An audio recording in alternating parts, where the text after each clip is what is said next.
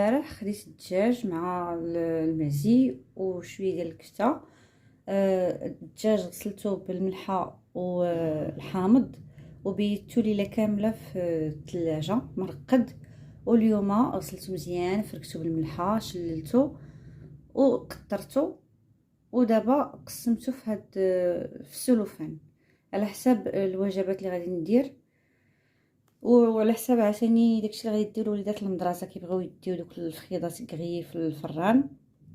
وهنا خليت هاد الكانصا والكبده بوحدهم، كنزيد عليهم في كل مره شويه باش الا بغيت نستعملهم في شي دغميره ولا شي حاجه. عاوتاني العنوقه والجنيحات بوحدهم، هادو كنبغي نديرهم مع الرز ولا مع الشعريه بمطيشه. وهداك الشيء الاخر خلاص راه الصدر والفخيضات كنخليهم على حساب الطواجن ولا على حساب بروشيت ولا على حساب لي بات كندير معاهم الدجاج. دابا هادشي كامل غادي نحطو في الكونجيلاتور.